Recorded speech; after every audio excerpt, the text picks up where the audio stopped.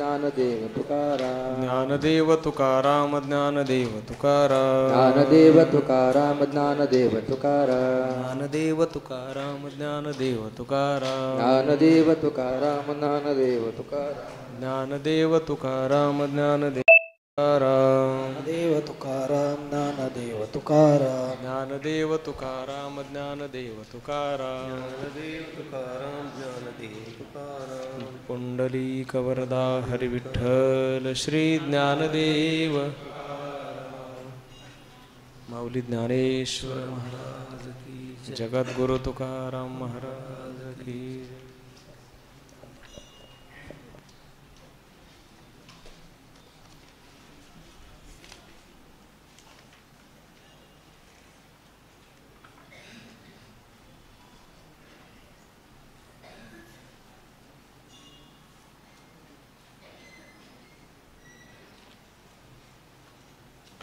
विनायकं गुरुं नौमि साखरे नाम विश्रुतं. येषां चरणसान्निध्यात् जीवा मुक्ता भवन्ति. साखरे वंशविख्यातं ज्ञानदानपरायणं विनायकं गुरुं वन्दे भवबन्धविमुक्तये. आज आपल्याला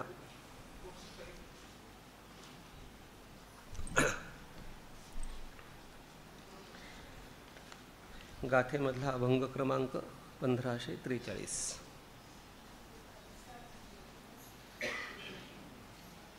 या अभंगाचं धोरण असं आहे.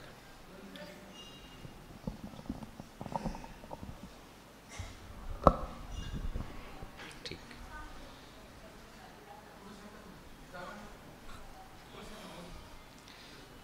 या अभंगाचं धोरण असं आहे की भगवंताचं नाम जे आहे हे भगवंताचं नाम हे या कलियुगामधलं अत्यंत महत्त्वाचं साधन आहे. आणि अत्यंत महत्त्वाचं साधन असतानासुद्धा एखादा माणूस जर भगवंताच्या नामाचं चिंतन करत नसेल, भगवंताच्या नामाचं उच्चारण करत नसेल, तर अत्यंत सोपं सुलभ सर्वाधिकार सेव्य असं हे साधन असतानासुद्धा या भगवन नामाचा तू अंगीकार का करत नाही, याच्याकरता त्या साधकाची कान उघडणी या ठिकाणी या अभंगामध्ये जगद्गुरु तुकोबाराय करतात. हरीचे नाम कदा काळी कारे नये वाचे, म्हणता राम राम तुझ्या बाचे काय बेचे. तुकोबाराय सांगतात की कधीतरी तू भगवंताचं नाव घे बाबा, आणि भगवंताचं नाव घेतल्यानंतर तुझं नुकसान काय आहे. तुला या रामनामामध्ये उच्चारण करताना, या भगवन नामाचं चिंतन करताना तुला काही कष्ट पडतात का, किंबहुना भगवन नामाव्यतिरिक्त व्यावहारिक गोष्टींसाठी मात्र तू जीव जाईपर्यंत कष्ट करतोस, पण भगवन नामामध्ये मात्र तू प्रवृत्त होत नाही. त्यासाठी जगद्गुरु तुकोबाराय सांगतात, पोटासाठी खटपट करसी अवघा वीळ, राम राम म्हणता तुझी बसली दात खीळ. पोट भरण्याकरता, उदरनिर्वाह करण्याकरता पूर्ण दिवस रात्र तू कष्ट करशील, खटपट करशील, पण भगवन नाम घेताना तुझी काय दातखीळ बसली आहे का, तुझ्या मुखातनं भगवंताचं नाव का येत नाही, असा प्रश्न त्या साधकाला जगद्गुरु तुकोबाराय विचारतात. द्रव्याची या आशा तुझला दाही दिशा न पुरती, कीर्तनासी जाता तुझी जड झाली माती. तुकोबाराय फार स्पष्ट सांगतात की द्रव्य प्राप्तीसाठी तुला दाही दिशा पुरत नाहीत. म्हणजे नको तिथे, नको त्या दिशेने, नको तेव्हा कुठेही तुझं काहीही करण्याची तयारी असते, पण कीर्तनाला जाण्याकरता, भगवन नामसंकीर्तन ऐकण्याकरता, घेण्याकरता तुला काय तुझं शरीर जड झालं का, तुला काय तुझा पाय उचलला जात नाही का, असं जगद्गुरु तुकोबाराय त्याला स्पष्ट रीतीने सांगतात. पुढे जाऊन म्हणतायत, तुका म्हणे ऐशा जीवा काय करू आता, राम राम न म्हणे त्याचा गाढव माता पिता. अत्यंत परखड भाषेमध्ये जगद्गुरु तुकोबाराय सांगतात, तो नाही, त्याचे आईबापसुद्धा गाढव स्वरूपाचे आहेत. का तर तो राम राम म्हणत नाही. अशा राम राम न म्हणणाऱ्या मूर्ख जीवाला तर मी काय सांगू, किती सांगू, अशा प्रकारे जगद्गुरु तुकोबाराय त्या माणसाची म्हणजे जो भगवन नामामध्ये प्रवृत्त नाही अशा माणसाचं कान उघडणी या ठिकाणी जगद्गुरु तुकोबाराय करतात. पुढच्या अभंगामध्ये जगद्गुरु तुकोबारायांनी रूपकात्मक रीतीने संतांचं वर्णन केलेलं आहे. या ठिकाणी ज्या रूपकात्मक रीतीने जगद्गुरु तुकोबाराय वर्णन करतात ते रूपक आहे गंगेचं. तर संतांचं रूपकात्मक वर्णन करताना गंगा स्वरूपाने जगद्गुरु तुकोबाराय संतांचं वर्णन करतात. माऊली ज्ञानोबारायांनी सुद्धा संतांचं आणि गंगेचं रूपकात्मक रीतीने फार सुंदर वर्णन केलेलं आहे. थोडासा तो विचार सांगून आपण या अभंगाकडे वळू. जेव्हा आपण शास्त्रामध्ये बराच विचार केलेला आहे की कर्माचे 3-4 प्रकार सांगितलेले आहेत. त्यापैकी एक कर्माचा प्रकार आहे प्रायश्चित्त कर्म. प्रायश्चित्त कर्म कशा करता आहे तर प्रायश्चित्त कर्म आपल्या हातून जे घडलेलं पाप आहे त्या घडलेल्या पापाच्या निवृत्तीसाठी प्रायश्चित्त कर्म सांगितलेलं आहे. त्या प्रायश्चित्त कर्मामध्ये पुन्हा 2 प्रकार आहेत. एक साधारण प्रायश्चित्त कर्म, एक असाधारण प्रायश्चित्त कर्म. असाधारण प्रायश्चित्त कर्म म्हणजे काय की एखादं पाप जाणून आपल्या हातून जेव्हा घडतं तेव्हा त्या पापाच्या निवृत्तीकरता सांगितलेलं जे कर्म आहे त्याचं नाव आहे असाधारण प्रायश्चित्त कर्म. संन्याशांनी द्रव्याला स्पर्श करू नये, पण एखाद्या वेळेस त्याच्याकडनं द्रव्याला स्पर्श जर झाला तर द्रव्य त्यागपूर्वक 3 दिवस उपवास करायला सांगितला आहे. ह्याचं नाव आहे असाधारण प्रायश्चित्त कर्म. आणि काही साधारण प्रायश्चित्त कर्म आहेत म्हणजे आपल्याकडून अजाणतेपणाने अनेक पापं घडतात. आता मी इथे बसलो आहे तर मी इथे बसलो असताना माझ्या आसनाखाली किती मुंग्या किती किडे चिरडले गेले असतील मला माहिती नाही आहे. मी जमिनीवरून चालताना किती लोकांना माझ्याकडनं त्रास दिला गेला हे मला माहिती नाही आहे. पण हा पाप घडतं आहे, पण ते पाप अजाणतेपणानं घडतं. मग अजाणतेपणाने घडलेली जी पापं त्या पापाच्या निवृत्तीसाठी साधारण प्रायश्चित्त कर्मांचा विचार सांगितलेला आहे. तर साधारण प्रायश्चित्त कर्मामध्ये प्रामुख्याने भगवन नाम हे तर आहेच, पण तीर्थयात्रा, गंगा स्नान या प्रायश्चित्तांचा विचार सांगितलेला आहे. म्हणून पाप निवृत्तीसाठी गंगा स्नान, कोणतं अज्ञातपणे घडलेलं जे पातक त्या अज्ञातपणे घडलेल्या पातकाच्या निवृत्तीसाठी गंगा स्नान हे काय प्रायश्चित्त कर्म आहे. आणि गंगा स्नानामुळे काय होतं तर गंगा स्नानामुळे आपल्या ठिकाणी असलेलं पाप निवृत्त होतं. आता एक गंमत अशी आहे की समजा आपल्या खिशामध्ये पैसा आला तर त्याचा दुसरा अर्थ काय, कोणाच्या तरी खिशातनं तो गेलेला असतो तेव्हाच आपल्या खिशामध्ये येतो. मग आपल्या ठिकाणचं जे पाप आहे ते गेलं म्हणजे काय आकाशात उडालं नाही, ते त्या गंगेमध्ये गेलं. आणि माऊली ज्ञानोबाराय सांगतात इतके लोक तीर्थस्नान करतात की त्या तीर्थस्नानाने होणाऱ्या पापांची निवृत्ती, आपल्याजवळचं पाप कमी होतं पण गंगेच्या जवळ असणारा पापाचा भार वाढतो. आणि पापाचा भार जेव्हा तिचा वाढतो त्यावेळेला मौली ज्ञानोबाराय सांगतात संतांचेनी अंग लगे पापाते जिणणे गंगे. अंगलग, लगट हा शब्द आहे मराठीमध्ये. लगट म्हणजे स्पर्श.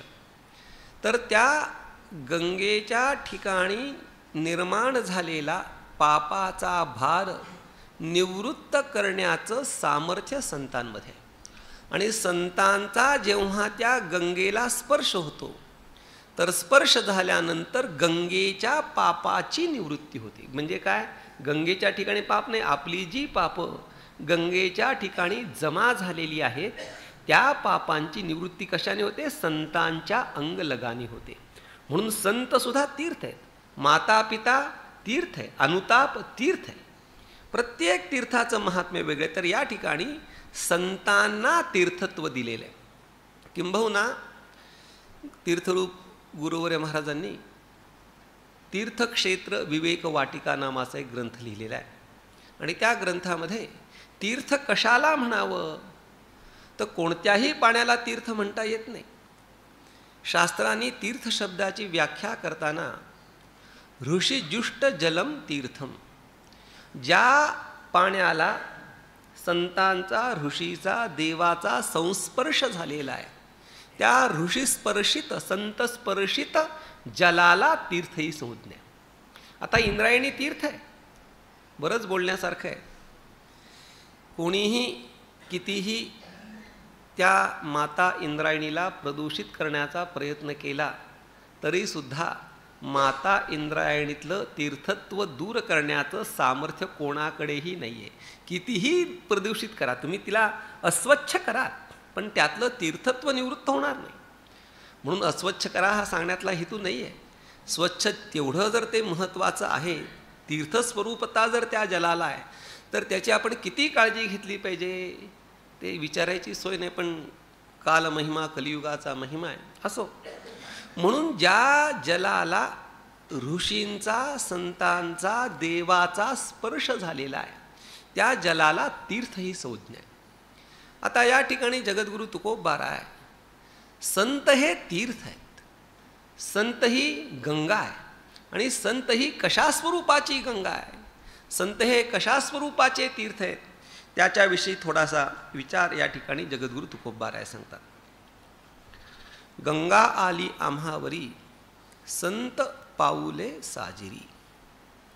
गंगेपेक्षा संतांचं महात्म्य या ठिकाणी सांगतात. पण एक महात्म्य काय बघितलं की गंगेच्या ठिकाणी पापाचा भार होतो आपल्या पापाला निवृत्त करून, पण गंगेच्या पापाला निवृत्त करून संतांच्या ठिकाणी पापाचा भार होत नाही. हे पहिलं वैशिष्ट्य आहे. दुसरं वैशिष्ट्य असं आहे की एखादाच भगीरथ जन्माला येतो की जो भगीरथ स्वर्गातली गंगा त्याच्या पूर्वजांकरता आणतो. आपण सगळे काही भगीरथ नाही आहे, म्हणून गंगा आपल्या दारामध्ये येणं शक्य नाही आहे. आपल्याला गंगेच्या ठिकाणी जावं लागतं. आता किती अवघड आहे गंगा स्नान, किती त्याचं मूळ कठीण आहे. गंगोत्रीला जाणं अवघड आहे, गंगासागराला जाणं अवघड आहे, वाराणसीला जाणं अवघड आहे. आता सगळं सोपं झालं आहे, पण पूर्वीच्या काळी अवघड होत्या त्या गोष्टी. म्हणून गंगा स्नान जर करायचं असेल तर आपल्याला गंगेकडे जावं लागतं. पण या ठिकाणी संतरूपी गंगा आमच्याजवळ सहजतेने आलेली आहे. गंगा आली आम्हावरी, संत पाऊले साजिरी. संतांचं स्वरूप हे अत्यंत साजिर आहे, अत्यंत मोहक अशा स्वरूपाचे संत आहेत. आणि आमच्यासारख्या ज्या लोकांना गंगेपर्यंत जायचा आळस आहे अशा लोकांसाठी ही संत चरणरूप गंगा आमच्या जवळ आलेली आहे असं या ठिकाणी जगद्गुरु तुकोबाराय सांगतात. मग त्याचं काय करणार आम्ही? तेथे करीन मी अंघोळी, उडे चरण रज धुळी, येती तीर्थावळी पर्व काळ सकळ. मी संतरूपी गंगेमध्ये स्नान करेन. संतरूपी गंगेत स्नान करेन म्हणजे काय? संतांच्या पायाचे जे रजःकण आहेत ते रजःकण ते मी माझ्या माथी लावेन. त्या संत चरणरजाचा संतांनी बराच विचार केलेला आहे. संत चरणरज लागता सहज, वासनेचे बीज जळोनी जाय.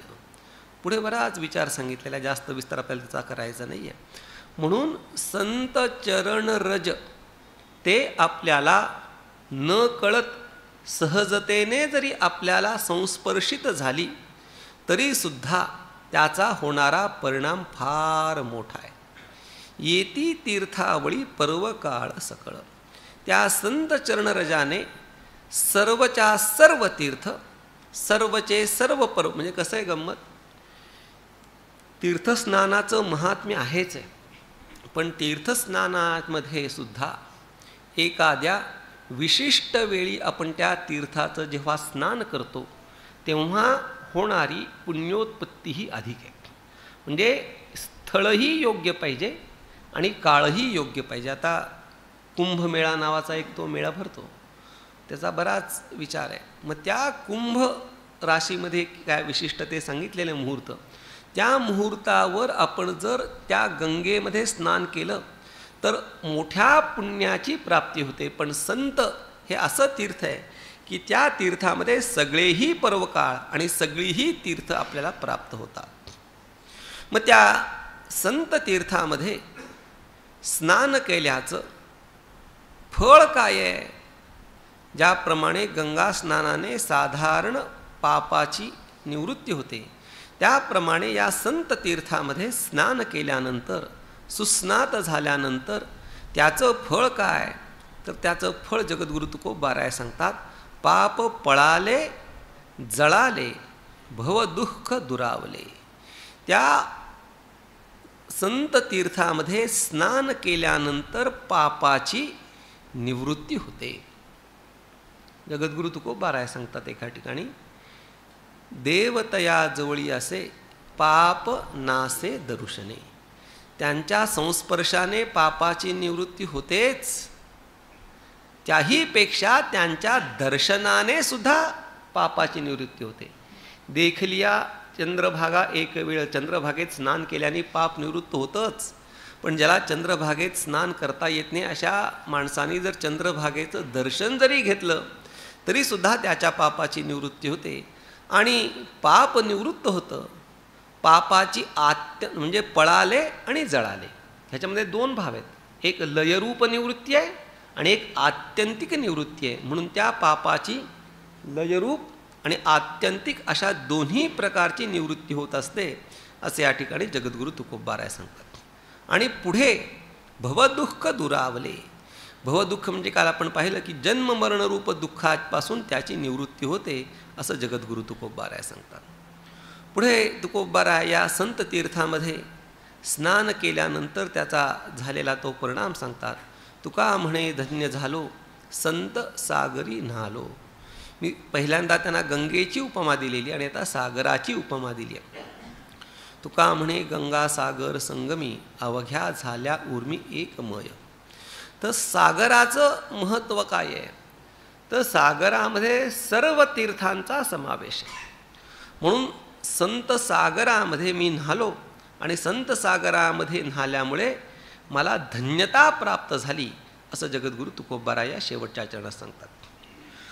पुढे जाऊन जगद्गुरु तुकोबाराय सांगतायत की हरिनाम जे आहे त्या हरिनामाचं रूपकात्मक रीतीने जगद्गुरु तुकोबाराय वर्णन करतात की हे हरिनाम कुठे मिळतं, कसं आहे, काय आहे, त्याचा विचार या पुढच्या अभंगामध्ये जगद्गुरु तुकोबाराय सांगतात. आम्हा सुकाळ सुखाचा जवळी हाट पंढरीचा, साधविती वाचा राम नामे वैष्णव.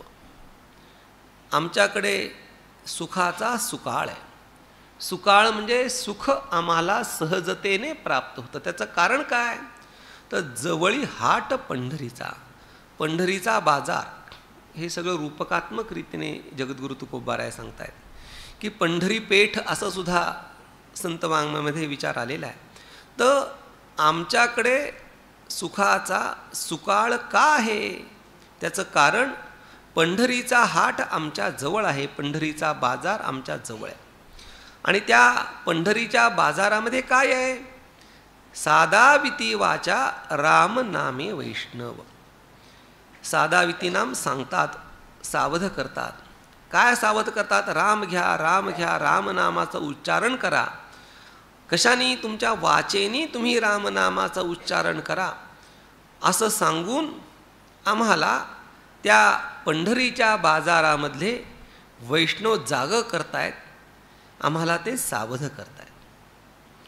मग पुढे काय सांगतात? घ्या रे आपुलाल्या परी नका ठेवू काही उरी ओसरता भरी तोंडावरी अंबर. जगद्गुरु तुकोबाराय सांगतात की तुम्ही भगवंताचं नाव घेताना आपापल्या परीनी तुम्ही त्या भगवंताचं नाव घ्या. आपापल्या परीनी नाव घ्या म्हणजे नेमकं काय? तर कोणतीही गोष्ट जर करायची असेल तर ती गोष्ट करताना काहीतरी एक पद्धत असते. त्याची एक प्रोसिजर असते. आता इंग्रजीमध्ये त्याला SOP म्हणतात, स्टँडर्ड ऑपरेटिंग प्रोसिजर. कोणतीही गोष्ट करायची असेल तर या भगवन नामाचं उच्चारण करण्याकरता काही एखादी विशिष्ट पद्धती आहे का? तर जगद्गुरु तुकोबारा सांगतात, घ्या रे आपुलाल्या परी. आपापल्या परीनं म्हणजे आपापल्या पद्धतीने, म्हणजे तुम्हाला जसं जमेल तसं. ज्याला चांगला स्वर आहे, ज्याला चांगलं म्हणता येते, त्या माणसाने लावोनी मृदुंग श्रुती टाळ घोष सेवू ब्रह्मरस आवडीने. किंवा काल आपण बघितलं, नये जरी तुझं मधुर उत्तरे दिधला सुस्वर नाही देवे, नाही तयाविण भुकेला विठ्ठल, येईल तैसा बोल रामकृष्ण. म्हणजे एखाद्याला जर टाळ मृदुंगाच्या सोबत सुस्वर रीतीने भगवंताचं नाव घेता येत असेल तरी तसं घ्यावं. ज्याला स्वर नाही आहे, आवाज ज्याचा गोड नाही आहे, त्यांनी त्याला जसा आवाज दिलेला आहे त्या पद्धतीने, म्हणजे आपुला आल्या परी. म्हणजे भगवन नाम घेण्यासाठी विशिष्ट अशी एक काही पद्धती नाही आहे. फक्त त्यातल्या त्यात एक महत्त्वाचा विषय असा आहे की भगवंताच्या नावामध्ये कोणतंही नाव घेतलं तरी चालतं. अहो येता जाता उठत बसता कार्य करिता किंवा भांडता कांडता सतत भगवंताचं नाव घेता येतं. त्याला एक विशिष्ट काही पद्धत नाही आहे. पण भगवन नामोच्चारणामध्ये भगवंताची नावं अनंत आहेत आणि अनंत हेही एक भगवंताचं नाव आहे. असं असलं तरी विठाई किठाई माझे कृष्णाई कान्हाई रंगा येई ओ येई. विठाई नाव आहे, किठाई नाव आहे, कृष्णाई नाव आहे, कान्हाई नाव आहे. मग भगवंताचं नाव घेत असताना ते कसंही घेतलं तरी चालतं, कोणतंही घेतलं तरी चालतं, कुठेही घेतलं तरी चालतं, आपापल्या पद्धतीने घेतलं तरी चालतं. पण त्या भगवन नामातून विशिष्ट पुण्योत्पत्ती व्हावी असं जर वाटत असेल तर त्याच्यामध्ये मौली ज्ञानोबा सांगतात, हरिनाम उच्चारू दिधला तेणे. भगवंताचं कोणतं नाव घ्यायचं? तर जे आपल्या सद्गुरूंनी भगवन नामाचा ज्या उपदेश केलेला आहे ते भगवन नाम घेतलं पाहिजे. म्हणजे बाकीची नावं घेऊ नयेत असं अजिबात नाही, पण त्या नामाला विशेष प्राधान्य. म्हणून आपुला आल्या परी आपापल्या पद्धतीने तुम्ही भगवंताचं नाव घ्या, पण नका ठेवू काही उरी. पण घेताना भगवंताचं नाव बेंबीच्या देठापासून घ्या. तुमच्या सर्व शक्ती एकत्रित करून तुम्ही भगवंताचं नाव घ्या. आपण भगवंताचं नाव घेतो, पण कसं आहे, मोले घातले रडाया त्याप्रमाणे भगवंताचं नाव घेतो. एक गंमत सांगतो, कोणावर ही टीका नाही. एकदा एका ठिकाणी मी कीर्तनाला गेलो आणि कीर्तनाला टाळकरी खूप. मग कीर्तन करायला कधी आनंद होतो, जेव्हा म्हणणारे वाजवणारे टाळकरी भरपूर आहेत तेव्हा खरा आनंद होतो. आता हल्ली सगळी गणितं वेगळी आहेत त्यामुळे जास्त विस्तार करत नाही. भरपूर टाळकरी होते. सुरू झालं कीर्तन, पण कीर्तन सुरू झाल्यानंतर 100-150 टाळकरी आणि त्या 100-150 टाळकऱ्यांच्या मानानं भगवन नामाचं उच्चारण टाळाचे आवाज काही येत नव्हते. म्हणलं अरे काय, पण कसं आहे कीर्तनाची मर्यादा आहे, कोणाला काही जास्त बोलता येत नाही तिथे. कीर्तन झाल्यानंतर एक मनामध्ये आकांक्षा उत्सुकता, अरे एवढे लोक आहेत, सगळे व्यवस्थित आहेत, दिसायला तरी सगळे चांगले तयार लोक दिसत आहेत, पण भगवन नाव घेताना भजन करताना काय असा उत्साह वाटत नाही त्यांच्याकडे. म्हणून त्यांनी संयोजकांना विचारला, अहो काय एवढे तुम्ही टाळकरी गोळा केले, पण 10 टाळकऱ्यांच्या आहेत, काही 100 लोकांचा आवाज नाही. ते म्हणाले की कालची जी बिदागी ठरली होती त्यातली 25%च बिदागी मालकाने त्या टाळकऱ्यांना दिली आहे, म्हणून आजची म्हणण्याची अवस्था ही आहे. आपुला आल्या परी म्हणा, पण नका ठेवू काही उरी. कोणत्याही प्रकारची उरी, तुमच्या सर्व शक्तीने तुम्ही त्या भगवंताचं नाव घ्या. जर तुम्ही असं केलं नाही तर ओसरता भरी तोंडावरी अंबर. भरी नाम तारुण्य. तुमचं तारुण्य उतरलं की शेवटी मरताना काहीही तुमच्यासोबत येणार नाही. तोंडावरी अंबर म्हणजे तुमच्या तोंडावरती पांघरून कशाचं राहणार आहे? आकाशाचंच तुमच्या तोंडावरती पांघरून राहणार आहे. म्हणून तुम्ही तुमच्या पद्धतीने नाव घ्या, पण पद्धतीने नाव घेताना थोडंसं शुद्ध मराठीमध्ये सांगायचं तर कुत्सरपणा करायचा नाही. अगदी पूर्ण शक्ती एकवटून त्या भगवंताचं तुम्ही नाव घ्या, असं त्या ठिकाणी जगद्गुरू तुकोबाराय सांगतात. मग पंढरीचा हाट आहे, पण पंढरीच्या हाटामध्ये, पंढरीच्या बाजारामध्ये येणारा माल कुठनं येतो? थोडंसं इंग्रजीत सांगायचं म्हटलं तर सप्लाय कुठनं होतो त्या मालाचा? तर सांगतात वाहे बंदर द्वारका. कोणी मागवलाय? खेप आली पुंडलिका. कोणी विकला? उभेची विकले एका, सनकादिका सापडले. ते जे चैतन्य आहे ते द्वारकेहून आलेलं आहे. आपल्या वारकरी संप्रदायामध्ये भगवान श्रीकृष्ण अवतार जेव्हा त्यांच्या समाप्ती झाली अवताराची, तेव्हा अवतार समाप्तीनंतर त्या द्वारकेमध्ये यादवी माजली आणि यादवी माजून भगवान निजधामाला गेले, असं काही पुराणामध्ये दाखलं आहे. पण आपल्या वारकरी संप्रदायामुळे पुंडलिकाच्या भावार्था गोकुळीहुनी झाला येता, निजप्रेम भक्ती भक्ता घ्या घ्या आता म्हणत असे, असा आपला वारकरी संप्रदायाचा इतिहास सांगतो. म्हणजे पुराणामध्ये इतिहास काय आला की भगवान निजधामाला गेले, पण आपल्या वारकरी संप्रदायाच्या विचारधारणेनुसार गोकुळावरून द्वारकेवरून भगवंत या ठिकाणी आलेले आहेत असा विचार आहे. म्हणून वाहे बंदर द्वारका, द्वारका बंदर आणि त्या बंदरातनं हा माल आलेला आहे. कोणाकरता आले? खेप आली पुंडलिका, पुंडलिका करता आलेली आहे. आणि हे सगळं त्या बाजारामध्ये विकलं का? एकानीच विकलं. आणि कसं? उभ्या उभ्या विकलं. त्यांनी बसायला दुकान बिकान काही मांडलं नाही. आणि ते विकलेला माल कोणाला मिळाला? तर सनकादिकांना तो माल मिळाला, असं जगद्गुरू तुकोबाराय सांगतात. धन्य धन्य हे भूमंडळी, प्रगटली नामावळी, घेती जी दुबळी ती आगळी सदैव. या ठिकाणी जगद्गुरू तुकोबाराय सांगतात की हा जो माल आहे, हा माल फक्त अधिकार संपन्नांनाच प्राप्त होतो असं नाही, तर या नामभक्तीची आगळिक काय आहे?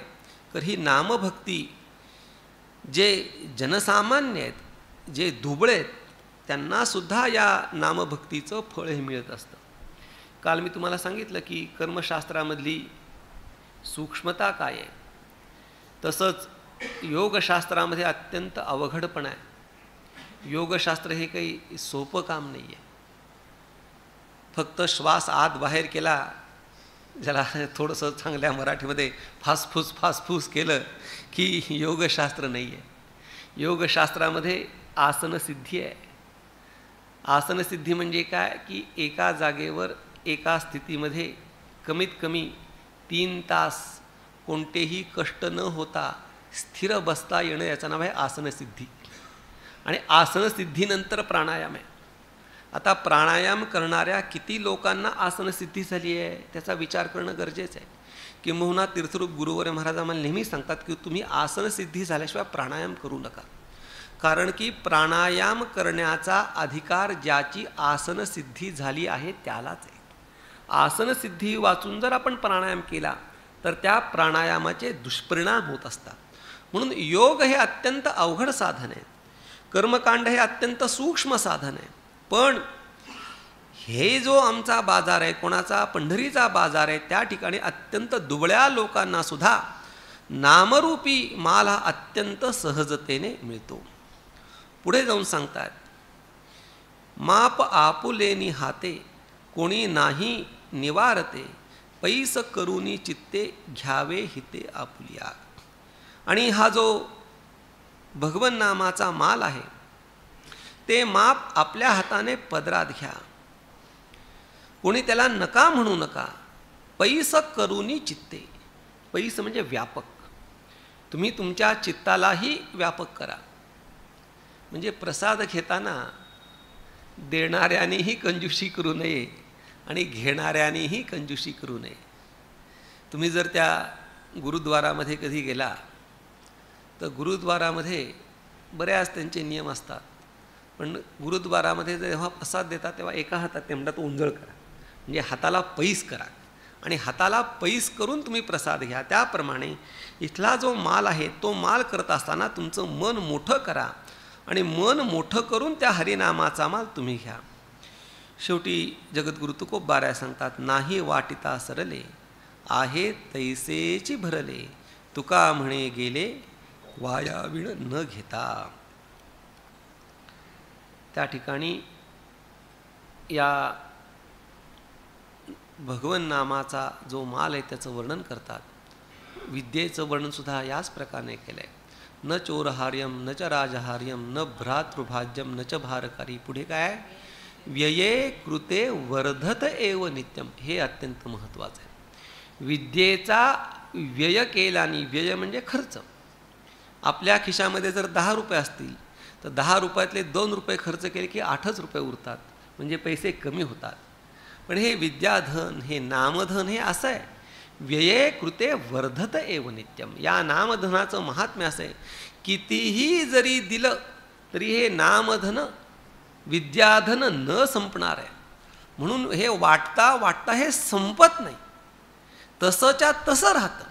पण जे करंटे लोक आहेत, ज्यांचं नशीब चांगलं नाही, ज्यांचा प्रयत्न योग्य नाही, तुका म्हणे गेले वाया वीण न घेता. ते न घेता त्या लोक हे वाया गेले. त्यांच्या ठिकाणी या नामभक्तीची कुठल्याही प्रकारची प्राप्ती झाली नाही. म्हणजे नामभक्तीनं होणारं कल्याण त्यांचं झालं नाही. असे जे लोक आहेत ते करंटे आहेत, असं वर्णन जगद्गुरु तुकोबारा यांनी रूपकात्मक रीतीने, म्हणजे बाजाराचं रूपक आणि बाजाराचं रूपक कशाकरता केलेलं आहे, नामभक्तीच्या संबंधाने बाजाराचं रूपक जगद्गुरु तुकोबारा यांनी या अभंगामध्ये केलेलं आहे. पुढे जगद्गुरु तुकोबारा पुढच्या अभंगामध्ये ताळा त्याचा विचार सांगतात. सावकारबा तुमच्या कामाचं आहे बरं का ते. ज्याला आपण बॅलन्स शीट म्हणतो, बॅलन्स शीटचा विचार मराठीमध्ये त्याला ताळेबंद म्हणतात ना. ताळेबंद त्याचा विचार सांगतात. कसं आहे माहिती का, प्रत्येकाला हे खूप महत्त्वाचं आहे, बॅलन्स शीट वाचता आलं पाहिजे. बॅलन्स शीट बनवता नाही आलं तरी चालेल, पण वाचता तर आलंच पाहिजे. ज्या माणसाला बॅलन्स शीट वाचता येत नाही अशा माणसाचा व्यवहार काही कामाचा नाही. मग तो कोणत्याही व्यवसायात जर असलं, व्यवसायामध्ये कालच आमचा विचार झाला, आज हां, तुका म्हणे लाभ होयतो व्यापार, करा फार काय शिकवावे. व्यापार कोणता करायचा, तर एक गंमत आहे. हल्ली बऱ्याच लोकांमध्ये, म्हणजे माझ्याही डोक्यात तो भ्रम होता, पण तो दूर केला पाहिजे. लोक म्हणतात की व्यवसाय करायचा पण तो मला आवडला पाहिजे. अरे आवडीचा काही संबंध आहे का, व्यवसायाचा आणि आवडीचा काही संबंध नाही. ज्या व्यवसायामध्ये पैसे मिळतील तो व्यवसाय केला पाहिजे. म्हणून आवड आणि व्यवसाय हे वेगळं वेगळं आपल्याला 2 गोष्टी करता आल्या पाहिजेत. काही लोकांना सद्भाग्याने त्या गोष्टी घडतात, पण आवड वेगळी आणि व्यवसाय वेगळी. तर ताळेबंद म्हणजे काय, तर ताळेबंद म्हणजे आपल्याकडे पैसा जमा किती झाला, खर्च किती झाला आणि नफा किंवा तोटा काय झाला. आणि शेवटी ताळेबंद म्हणजे काय, दोन्ही बाजू सारख्या, जमा नावे, आणि त्यामध्ये फायदा झाला तर इकडे, तोटा झाला तर इकडे, सगळं एकत्रित करून बॅलन्स शीट शेवटी बरोबर लागलं पाहिजे. त्याच्यामुळे निगेटिव्ह बॅलन्स तर अजिबात येता कामा नाही. निगेटिव्ह बॅलन्स हे अकाउंटिंगमधलं फार मोठा घोळ आहे. असो, तर ताळेबंद हा महत्त्वाचा आहे. आणि शांतीब्रह्म एकनाथ महाराजांचा विचार सांगताना तो हा एक गोष्ट आलेली आहे. शांतीब्रह्म एकनाथ महाराज सर्व गुण संपन्न आहेत. त्यांना शांतीब्रह्म का म्हणायचं, की त्यांना शांतीब्रह्म म्हणण्यामध्ये त्यांच्या ठिकाणी सामर्थ्य आहे, म्हणजे किल्ला झुंजवायचं सामर्थ्य आहे. माझ्यासारख्या माणसाने शांती सांगून उपयोग काही नाही आहे. ज्याच्याकडे शक्ती संपन्न आहे अशा माणसाने शांती सांगितली पाहिजे. आता आपल्या भारतवर्षाला फार महत्त्व आहे. सगळ्या जगामध्ये आपल्या भारत देशाची किंमत फार वाढली आहे. का वाढली आहे, आपल्या भारताकडे शक्ती आहे म्हणून आपण शांतीचा संदेश देऊ शकतो. तर शांतीब्रह्मनाथ महाराज हे शांती संपन्न आहेत, शक्ती संपन्न आहेत आणि व्यवहार संपन्न आहेत. तर त्या ठिकाणी शांती हा विषय पुढे येणारच आहे. त्यांचं चरित्र सांगतो थोडंसं, आणि तो विषय पुढे या अभंगामध्ये येईलच. तर शांतीब्रह्म एकनाथ महाराजांकडे, तुमच्याकडे जसं गुरुवर महाराजांनी हिशेबाचं काम दिलं तसं शांतीब्रह्मनाथ महाराजांकडे त्या देवगिरी किल्ल्याच्या हिशेबाचं काम होतं. जमा खर्च बरेच बारका, त्यात काय सगळा जीव जातो जमा खर्च करता करता.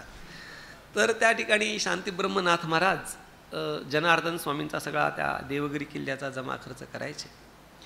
आणि पूर्वीच्या काळी असे विजेचे दिवे नाही, चिमणी, तेलाचे दिवे. तर त्या तेलाच्या दिव्यावरती जगद्गुरू शांतीब्रह्मनाथ महाराज हिशेब सगळा लिहित बसायचे. आणि शांतीब्रह्मनाथ महाराजांच्या खोलीमधला दिवा ज्या क्षणी मालवला जाईल त्या क्षणी असं निश्चित समजायचं की आजचा ताळेबंद बरोबर लागला.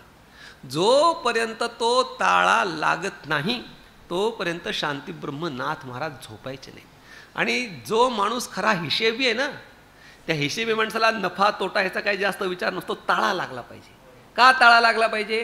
कुठं तोटा झाला हे समजलं पाहिजे, तरच आपण तो तोटा निवृत्त करू शकतो. साल झाडा म्हणजे शेवटी काय जमा खर्च झाला आहे ते व्यवस्थित समजलं पाहिजे.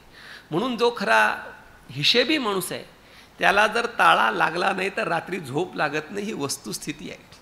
तो जो ताळेबंद आहे तो ताळेबंद या ठिकाणी जगद्गुरू तुकोबाराय या अभंगामध्ये प्रतिपादन करतात. चुकलिया ताळा वाती घालूनी बैसे डोळा. जर ताळा चुकला तर ताळा चुकल्यानंतर वाती घालूनी बैसे डोळा. डोळ्यामध्ये वात घालतो त्याचा अर्थ काय? डोळ्यात तेल घालून बारकाव्याने पुन्हा पुन्हा पुन्हा पुन्हा ते सगळं तो करत राहतो. त्याप्रमाणे तैसे जागी करी चित्ता काही आपुलिया हिता.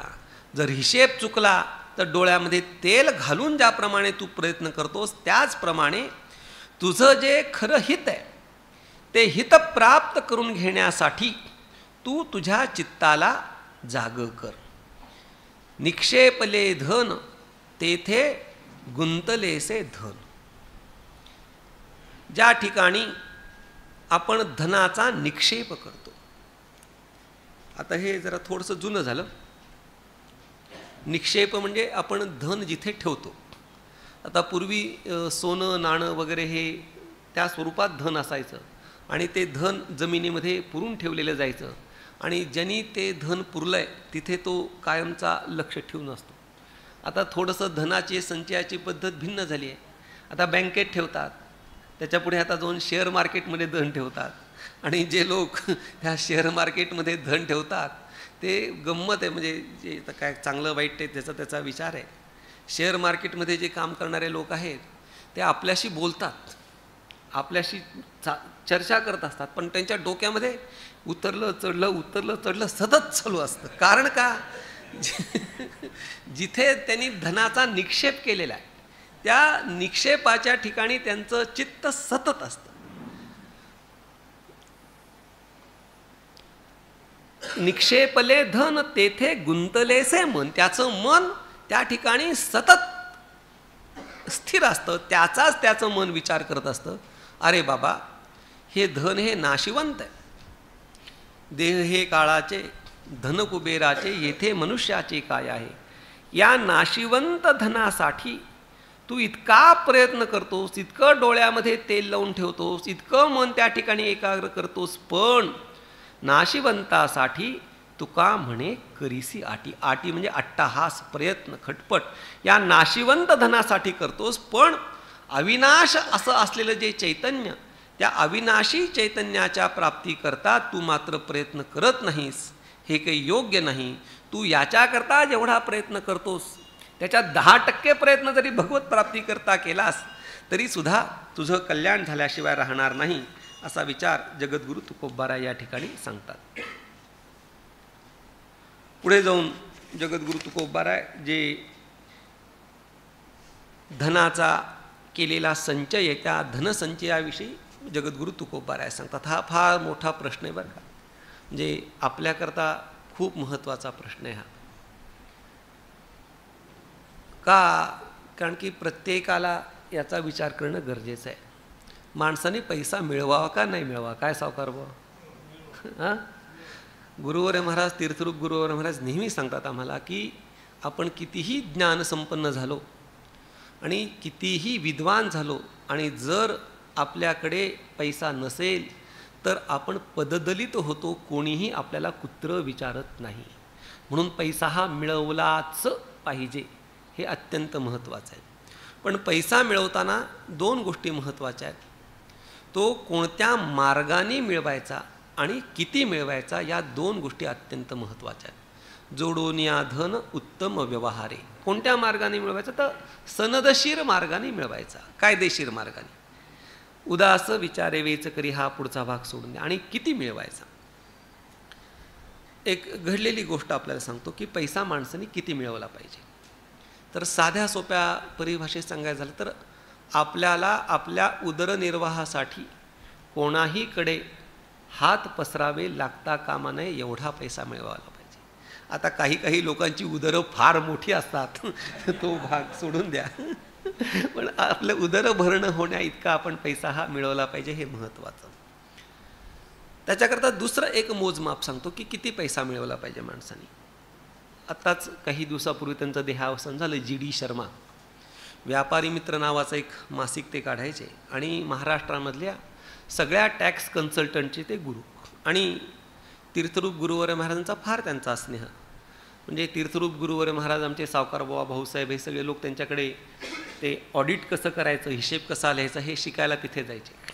कारण की हिशेब आल्याशिवाय काही खरं नाही ना. मग ते जसं गुरुवर्य महाराज म्हणाले, आता गुरुवर्य महाराजांना म्हणाले की आम्ही तुमच्याकडे शिकायला आलो, आम्ही तुमचे वर्ग अटेंड केले, तिथे आम्ही तुमच्याकडनं शिकलो, आता तुम्ही आमच्याकडे शिकायला या. ठीक आहे म्हटले. साधारणपणे माझ्या जन्माच्या मागे पुढे 70-75 सालातली गोष्ट. त्यावेळेला शर्माजी आश्रमामध्ये आले आणि त्यावेळेस आत्ताच्यासारखी काही मोबाईलची सोय नव्हती. फक्त ते पुण्यावरनं आळंदीला जरी फोन करायचं म्हटलं तरी ते ट्रंक कॉल लावायला लागायचा. मागून घ्यायचा नंबर, मागून घेऊन 2 तासांनी तो मिळणार. मग ते trunk call, urgent call, lightning call. आता या पुढच्या पिढीला ते काही माहितीच नाही आहे. त्याची मजा वेगळी होती पूर्वीच्या काळी. तर शर्माजी आले आळंदीला आणि 2-3 दिवस ते चिंतनामध्ये मग्न.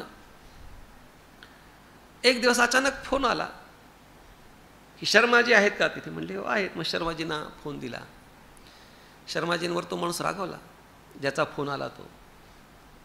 क्या शर्मा जी आप किधर गए हैं, इधर हमें इनकम टैक्स की नोटिस आ रही है, हम सो नहीं पा रहे हैं, हमको नींद नहीं आ रही है, ये क्या है, कैसा है. त्यावेळेला शर्माजींनी त्याला दिलेलं उत्तर अत्यंत मार्मिक आहे की बाबा रे, झोप येणार नाही एवढा पैसा कमवायला तुला सांगितलं कोणी. म्हणून पैसा किती कमवावा की जेवढ्याने आपल्याला झोप येईल ना तेवढाच माणसाने पैसा कमवला पाहिजे. त्याच्यापेक्षा जास्त पैसा आपण कमवता कामा नये. म्हणून धन हे कमवलंच पाहिजे, पण धन कमवताना त्या धनसंपत्ती प्राप्त करून घेण्याचा मार्ग आणि त्याची मर्यादा या दोन्ही गोष्टींचा विचार आपण करणं अत्यंत आवश्यक आहे. करूनी जतन कोणा कामा आले धन. धन आपण जतन करून ठेवलं तर ते धन मरणानंतर कोणत्याही प्रकारे कामाला येणार नाही आहे. ऐसे जाणता जाणता कार्य होतसी नेणता. हे तुला माहिती आहे तरी तू वेड्यासारखा असं का वागतोस.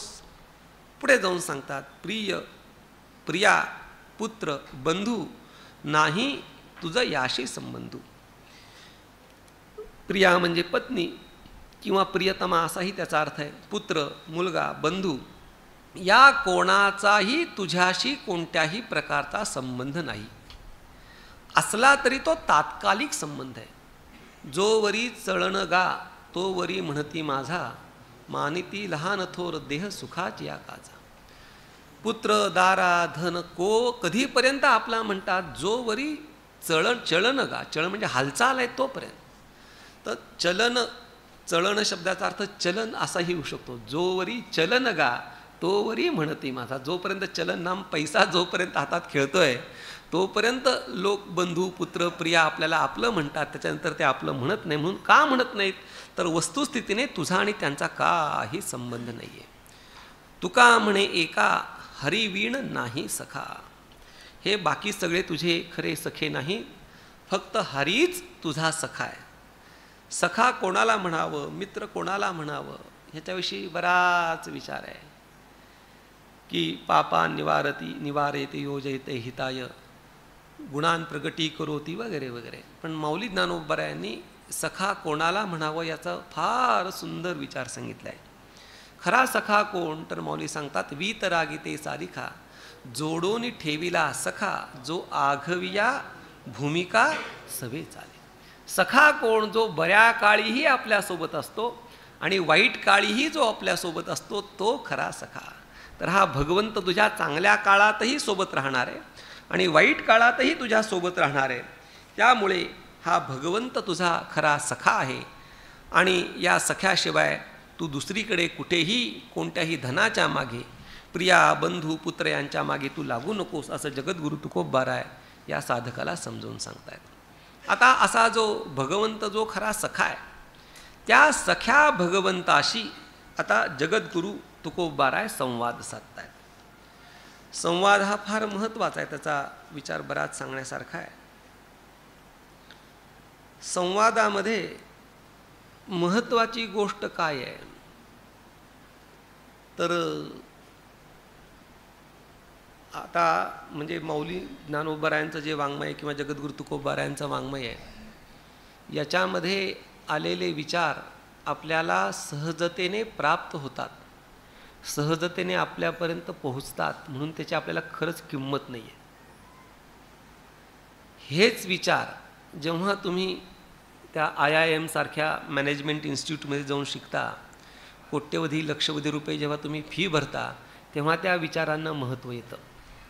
तर त्या ठिकाणी संवादाचा विचार बऱ्याच ठिकाणी सांगितला जातो, पण माऊली ज्ञानोबबारायांनी संवादाचा विचार फार सुंदर सांगितला आहे. संवादू तोची दशनू जो समता शुभ्र वर्णू. संवाद होण्यासाठी सगळ्यात महत्त्वाची गोष्ट काय असेल तर या ठिकाणी हा संवाद आहे, म्हणून संवाद म्हणजे कशाला म्हणतात तर थोडंसं विस्तार करतो. तर संवादू तोची दशनू जो समता शुभ्र वर्णू, रूपक आहे, पण त्या रूपकामध्ये ऑर्गनायझेशनल बिहेवियर जो आत्ता फार महत्त्वाचा विषय आहे की एखाद्या ऑर्गनायझेशनमध्ये वागत असताना लोकांनी एकमेकांशी कसं वागलं पाहिजे.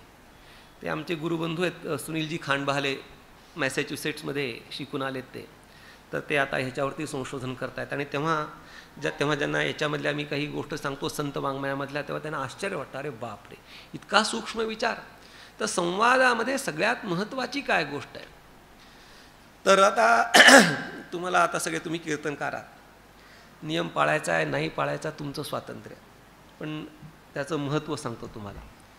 कीर्तन करताना कधीही कीर्तन स्टेजवर करू नये.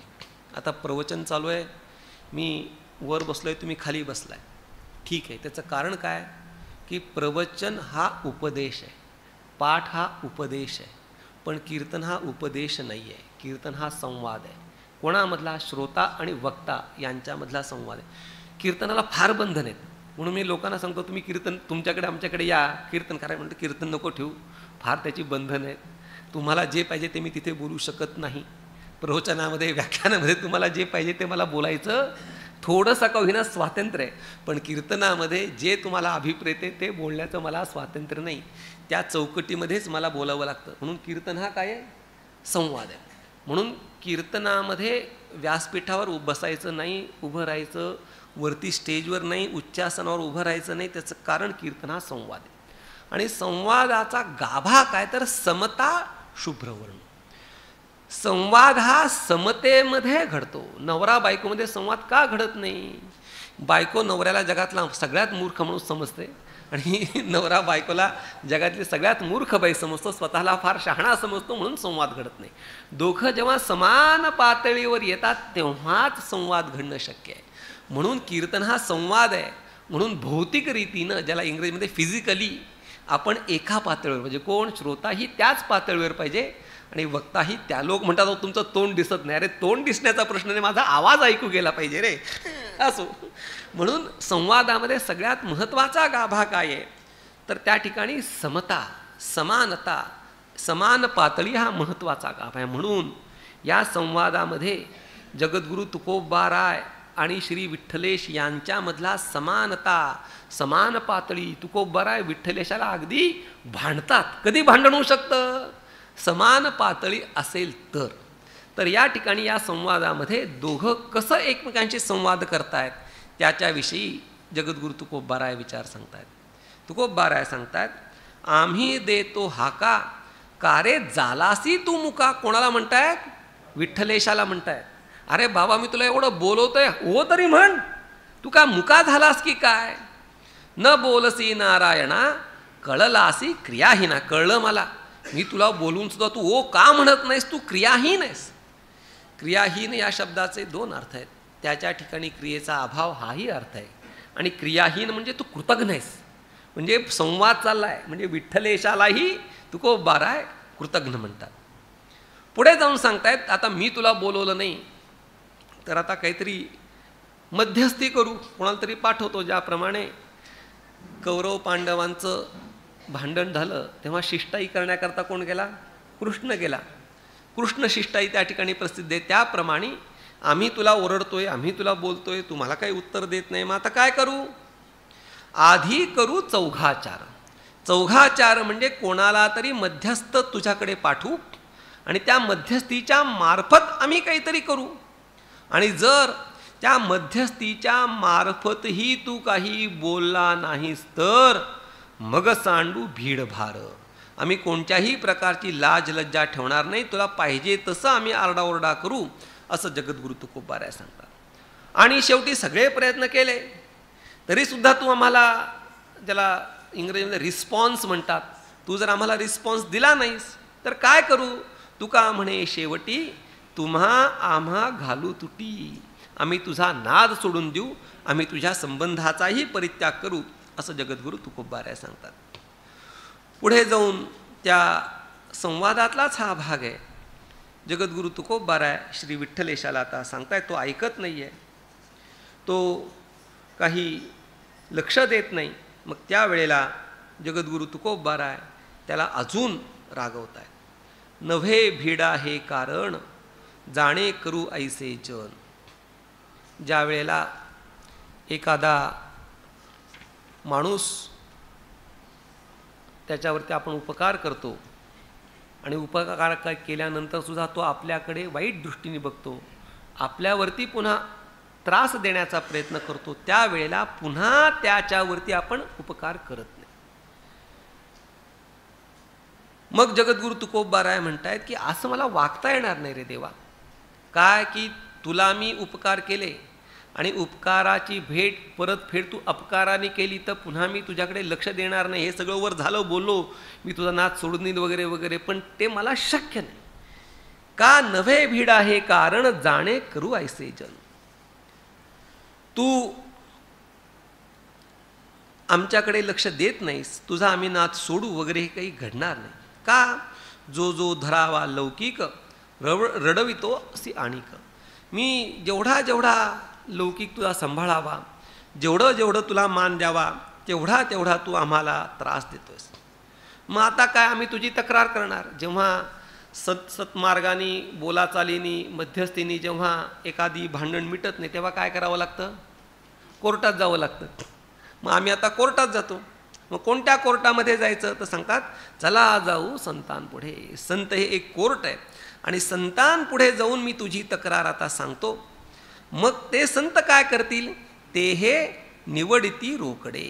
संतांपुढे गेल्यानंतर संत रोकडं म्हणजे जे योग्य काही आहे त्याचा ते न्याय निवाडा करतील.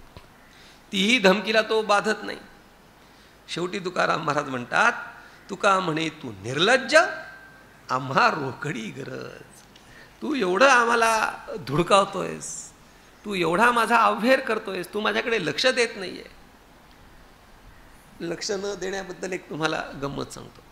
एखाद्या माणसाला जर आपल्याला अपमानित करायचं असेल तर शिव्या द्यायच्याच नाही, त्याच्याकडे लक्ष द्यायचं नाही. सगळ्यात मोठा अपमान काय? त्याच्याकडे लक्ष द्यायचं नाही. मग त्या ठिकाणी भगवान जेव्हा त्याच्याकडे लक्ष देत नाही त्यावेळेला जगद्गुरु तुकोबाराय सांगतात, हे भगवंता तू निर्लज्ज आहेस.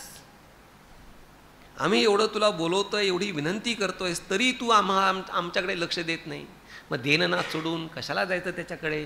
जो आपल्याला अपमानित करतो, जो आपल्याला काही मदत करत नाही, अशा निर्लज्जाकडे जायचं कशाला? तर तुकोबाराय सांगतात, आम्हा रोकडी गरज. आम्हाला गरज आहे, तुला गरज नाही आहे. कोणाला गरज आहे? आम्हाला गरज आहे. आणि आम्हाला गरज असल्यामुळे आम्ही तुझ्याकडे, तू कितीही अवहेर कर, आम्ही तुझ्याकडे येणारच.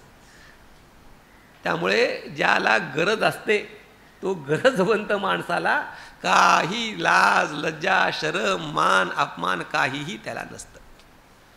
मग पुढे जाऊन जगद्गुरु तुकोबारे आता विचार करायला लागले की हा चांगला होता. कोण? भगवंत. आमच्याकडे लक्ष द्यायचा, आम्ही बोलवलं की यायचा. मग हे एवढा सगळा चांगला, एवढा सगळा उत्तम आणि एवढा चांगला उत्तम एवढा सगळा असूनसुद्धा आता तो असं का वागायला लागला? तेव्हा त्याचं कारण जेव्हा ते शोधतात तेव्हा प्रत्येका गृहस्थाश्रमी गृहामध्ये जो संवाद आपल्याला ऐकायला येतो त्याच संवादाच्या रूपकानं जगद्गुरु तुकोबाराय त्या भगवंताचं वर्णन करतात. बहु होता भला परिया रांडेने नासिला. जगद्गुरु तुकोबारायांची वाणी ही अत्यंत परखड आहे. मी अनेकदा सांगतो की मौली ज्ञानोबाराय आणि जगद्गुरु तुकोबाराय या दोघांच्या वाणीमध्ये खूप फरक आहे. भावनेमध्ये, तत्वामध्ये काही फरक नाही, पण सांगण्याच्या पद्धतीमध्ये फार मोठा फरक आहे. ज्या ठिकाणी जगद्गुरु तुकोबाराय, ज्या ठिकाणी महाकैवल्य तेजोनिधी मौली ज्ञानोबारायांचं रागवणं संपवतं त्या ठिकाणी जगद्गुरु तुकोबारायांचं रागवणं सुरू होतं. माऊली रागवले रागवले रागवले, किती रागवतात? मूर्ख. ह्याच्या पुढे माऊली रागवत नाही. पण जगद्गुरु तुकोबारायांचं रागवणं मूर्ख या शब्दापासून सुरू होतं. असा त्या दोघांच्या वाणीमध्ये फरक आहे. म्हणून बहु होता भला परिया रांडेने नासला. हा देव फार चांगला होता, पण मायारूपी स्त्रीनं त्याला पार बिघडवून टाकलं. काय बिघडवलं? बहु शिकला रंग चाळे, खरे खोटे हिचे वेळे. तो रंगही शिकला आणि चाळेही शिकला. तर रंग आणि चाळे म्हणजे काय? तर रंग म्हणजे त्रिगुणात्मकता. रंग हे त्रिगुणात्मकतेचं उपलक्षण आहे. एक घडलेली गोष्ट सांगतो आपल्याला की तीर्थरूप गुरुवर महाराजांनी ज्या वेळेला ज्ञानेश्वरीचं रूपकात्मक चित्रीकरण केलं, ॲनिमेशन केलं, त्यावेळेला माया ती दाखवायची. मायेचं चित्र कुठे नाही आहे. भगवंताचं, विष्णूचं आहे, शंकराचं आहे, पण मायेचं चित्र नाही. मग रूपकात्मक रीतीने माया दाखवायची कशी? तर मायेचं स्वरूप कसं आहे? बऱ्याच प्रकारे त्याचा विचार आलेला आहे. पण ही माया त्रिगुणात्मिका आहे. मग त्रिगुणात्मिका माया दाखवत असताना पांढरा सत्वगुण, लाल रजोगुण आणि काळा तमोगुण अशा 3 रंगाच्या माध्यमातनं ती माया दाखवलेली आहे. म्हणजे रंग हे कशाचं उपलक्षण आहे? त्या मायेचं उपलक्षण आहे. आणि त्या मायेने रंगवलं म्हणजे त्याला त्रिगुणात्मक केलं. आणि चाळे म्हणजे ईश्वर रूपाने त्याला क्रियात्मक सुद्धा केलं. खरे खोटे इचे वेळे. आणि याच मायेनं तो बिघडला. पुढे जाऊन सांगतात, नव्हते आळविते कोणी, इने केला जग ऋणी. दोघांनी या भगवंताला सगुणतेला आणलं. पहिलं माया आणि दुसरं सवे तुकया मेला तेणे अगुणा आणिला. तोही विचार आहे, पण तो आता इथे लागू नये म्हणून त्याचा विचार सांगत नाही. आणि ह्यानी कोणी त्याच्याकडे मागणारं नव्हतं, देणारं नव्हतं, घेणारं नव्हतं. आणि असं असताना सुद्धा त्याला मागणारा देणारा केला, जगऋणी त्याला केला. पुढे जाऊन सांगतात, ज्याचे त्यासी नेदी देऊ, तुका म्हणे धावे खाऊ. आणि ही माया अजून काय करते? ज्याचं त्याला देऊ देत नाही. आपलं जे मूळ स्वरूप आहे ते मूळ स्वरूप हे सच्चिदानंद स्वरूप आहे. आणि आपलं मूलतः असलेलं सच्चिदानंद स्वरूप, त्या सच्चिदानंद स्वरूपाची प्राप्तीही आपल्याला होऊ देत नाही. अविद्या, कल्पना, येणे झाला शिव मायोपाधी, येणे झाला जीव मायोपाधी शिव बोली जाती.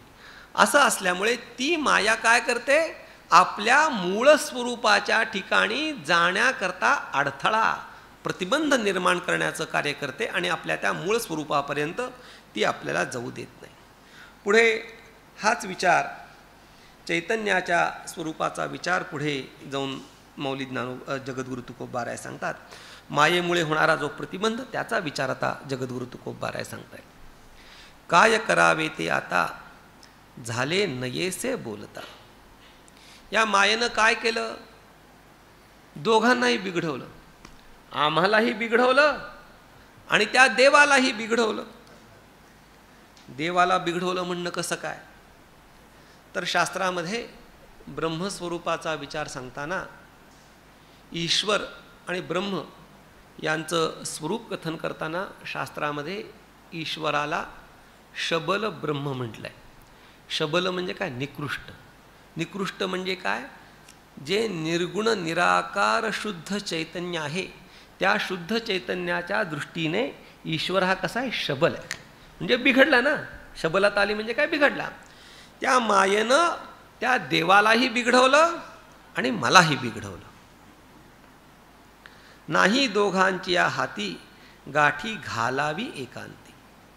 आणि आमच्या दोघांच्याही हातात नाही. काय हातात नाही आहे? त्याला त्याची सोडता येत नाही, मला माझी सोडता येत नाही. म्हणजे काय? त्याला त्याची माया सोडता येत नाही, मला माझी अविद्या सोडता येत नाही. म्हणजे अंततोगत्वा एकस्वरूप होण्याला आम्हाला अडथळा कशाचा आहे? त्याला त्याच्या उपाधीचा आहे, मला माझ्या उपाधीचा आहे. महावाक्य विचारामध्ये जेव्हा लक्षणेचा विचार आलेला आहे तेव्हा लक्षणेचा विचाराचा बराच विचार आहे. जहत, अजहत, जहद, जहल वगैरे वगैरे. परंतु त्यातला महत्त्वाचा भाग असा आहे की लक्षणा करत असताना तत्पदाच्या ठिकाणी करायची का त्वंपदाच्या ठिकाणी करायची? काय? दोन्ही ठिकाणी केली पाहिजे. म्हणून उपाधीचा बाध करताना ईश्वरोपाधी माया तिचाही बाध केला पाहिजे, तिचाही निराश केला पाहिजे. आणि जीवोपाधी जी अविद्या तिचाही निराश केला पाहिजे. पण अविद्या माया हे सगळे काय? जवळजवळ सारखेच आहेत. फक्त व्यापकतेने समष्टी आणि व्यष्टी या दृष्टीने तो विचार भिन्न सांगितले. आणि हे दोघंही आमच्या हातात नाही. मग काय? होय आपुले काज तो हे भीड भाड तो हे भीड सांडू लाज. मग काय की आपल्याला जर देवाशी ऐक्य प्राप्त करून घ्यायचं असेल तर भीडही ठेवता कामा नये आणि लाजही ठेवता कामा नये. एक मराठीमध्ये म्हण आहे, भीड आणि भीक या दोघी बहिणी आहेत असं त्या ठिकाणी सांगितलेलं आहे. म्हणून भीडही ठेवायची नाही आणि लाजही ठेवायची नाही. पुढे जाऊन जगद्गुरु तुकोबाराय सांगतात, तुका म्हणे देवा आधी निवडू हा गोवा. मी या गुंत्यातनं पहिल्यांदा मुक्त होतो. कोणता गुंता? मायेचा गुंता. सगळ्यात मोठा गुंता आहे मायेचा. इतका मोठा गुंता आहे की विचारायची सोय नाही. म्हणून जगद्गुरु तुकोबाराय सांगतात की या गुंत्यामधनं मी मुक्त होतो, वेगळा होतो आणि मग तुझ्याशी एकरूपतेने तुला प्राप्त होतो. आता इतका वेळ देवाला भरपूर भांडले. कोण? जगद्गुरु तुकोबाराय. तो म्हणता आधी होदा भला परे रांडेने नासेला. म्हणजे देवालाही नावं ठेवली, त्याच्या बायकोलाही शिव्या दिल्या, सगळं झालं. तुला ऐकायला येत नाही का? तू बहिरा आहे काय? तू लाज वाटते का नाही? बरं सगळं झालं. पण हे भांडण कसं आहे? प्रेमाचं भांडण. मग हे प्रेमाचं भांडण असल्यामुळे जगद्गुरु तुकोबारायांच्या अंतःकरणामध्ये ही जाणीव आहे की आपण आता देवाला बोललो आहे, माणसाने ताणावं पण तुटेपर्यंत ताणू नये. कुठे तुटतं हे बरोबर लक्षात आलं पाहिजे. जगद्गुरु तुकोबारायांनी ताणलं पण आता त्यांच्या लक्षात आलं की आता तुटायची वेळ आली आहे, स्टॉप. आता आपण ताणता कामा नाही. आता सगळीकडे महत्त्वाचं आहे, राजकारणात असो व्यवहारामध्ये असो, ताणलं तर पाहिजेच. ताणल्याशिवाय व्यवहार होतच नाही. पण ताणताना किती ताणलं पाहिजे ते जगद्गुरु तुकोबारायांच्या लक्षामध्ये आलं आहे. आता ताणून काही उपयोग नाही. म्हणून भगवंताला आता थोडंसं हल्लीच्या शब्दात सांगितलं, सॉरी झालं भांडण, आता ते सगळं विसरून मी तुझी माफी मागतो, सॉरी, असं जगद्गुरु तुकोबाराय भगवंताला म्हणतायत. केली सलगी तोंडपिटी आम्ही लढीवाळे धाकुटी. देवा मी तोंडपिटी म्हणजे काही बोललो, मनात येईल ते बोललो, पण आता तू मला माफ कर. का? धाकुटी आणि लढीवाळी. मी तुझा लाडकाही आहे आणि धाकटाही आहे. ह्याच्यामध्ये भाव आता कोणाच्या ठिकाणी आता कोण कसं आहे काय माहिती नाही. मोठ्याचं पण बरं असतं, धाकट्याचं पण बरं असतं, मधल्याचं सँडविच होतं, मधल्यामध्ये बरोबर तो छिपून जातो. तुकोबाराय म्हणतात तुकोबाराय हे धाकटे आहेत. का? तुका झाला असे कळस भजन करा सावकाश. माऊली हे सगळ्यात थोरले किंवा निवृत्तीनाथ हे सगळ्यात थोरले आणि तुकोबाराय हे सगळ्यात धाकटे. म्हणून तुकोबाराय सांगतात मी सगळ्यात धाकटाही आहे आणि मी तुझा लाडकाही आहे. आणि असा नियम आहे की साधारणपणे धाकटा मुलगा हा लाडका असतो. त्याचं कारण सांगतो की ज्या वेळेला धाकटं मूल होतं त्यावेळेला माणूस हा परिपक्व झालेला असतो. सुरुवातीच्या थोरल्याच्या मुलाच्या काळात एवढा परिपक्व नसतो. जे गृहस्थाश्रमीत त्याला समजेल, जे ब्रह्मचारी त्यांनी फक्त कान बंद करा एवढ्यापुरतं फिल्टर. म्हणून साधारणपणे नियम असा आहे की धाकटा मुलगा हा काय असतो, लाडका असतो. जे धाकटे त्यांनी थोडासा विचार करा. न बोलावे तेच आले देवा पाहिजे साहिले. देवा तुला जे बोलू नये असं मी बोललो, पण तू ते माफ कर, त्याला तू सहन कर. अवघ्यामध्ये एक वेडे तेची खेळविते कोडे. देवा सगळ्यात जे लहान मूल असतं त्या लहान मुलाचं सगळ्यात ते हट्टी असतं, पण त्या लहान मुलाचे सगळे हट्ट पुरवले जातात. त्याचंच सगळं लाड कोड कौतुक केलं जातं. आणि शेवटी तुकोबाऱ्या सांगतात, तुका म्हणे माय बापा मजवरी कोपू नका.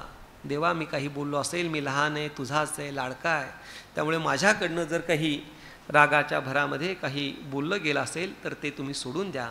तू माझा मायही आहेस आणि तू माझा बापही आहेस, त्यामुळे तू मला माफ कर, अशी प्रार्थना जगद्गुरु तुकोबाऱ्या अभंगाच्या शेवटच्या चरणात करतात. आता थोडासा वेळ कमी आहे, त्यामुळे पुढच्या अभंगांचा जास्त विस्तार न करता जेवढं महत्त्वाचं आहे तेवढा विचार करून आपण या चिंतनाला विराम देऊ. शिकवूनी बोल केले कवतुक नवल. कसं आहे की मला बोलायला जे शिकवले ते तूच शिकवलेस, आणि तू शिकवलेले बोल मी बोललो, आणि तू शिकवलेले बोल मी बोलल्यानंतर सुद्धा तू माझं कौतुक केलंस. आपण या रंजविले बापे माझिया विठ्ठले. तू माझ्या बोलण्यानं रंजला. रंजणं म्हणजे काय, तर जे का रंजले गांजले त्यासी म्हणे जो आपुले. त्या ठिकाणी लोक चिंतन सांगताना रंजले शब्दाचा अर्थच सांगत, फक्त रंजलेले न गांजले. रंजलेले म्हणजे काय, जे विषयासक्तीमध्ये रमलेले आहेत आणि विषयासक्तीमध्ये रमल्यामुळे गांजलेले आहेत असा त्याचा भाव आहे.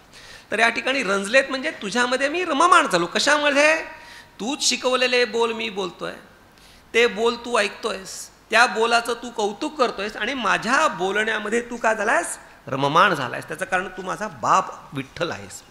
हाती प्रेमाचे भातुके आम्हा देऊन यानिके. तू माझ्यामध्ये खाऊ मला दिलायस, तो कोणता, प्रेमाचा खाऊ दिलेला आहेस.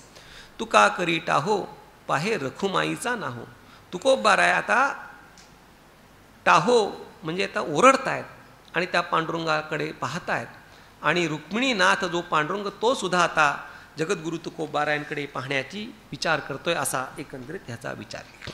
आता हा एक सलग हे अभंग होते. आता हा पुढचा थोडासा वेगळा अभंग सुरू झाला.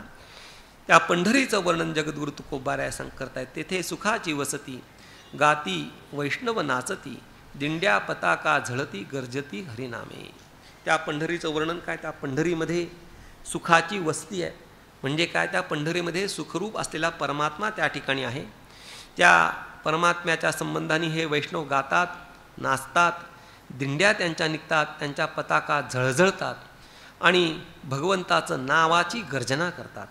दोषा जाली घे घे मारी पळती भरले दिशाचारी, न येती माघारी नाही पुरी परताया. आणि त्या भगवन नामाचं कीर्तनाचं महत्त्व काय की भगवंताच्या कीर्तनाचे नि नटनाचे नाशिले व्यवसाय प्रायश्चित्ताचे, ते नामचे नाही पापाचे ऐसे केले.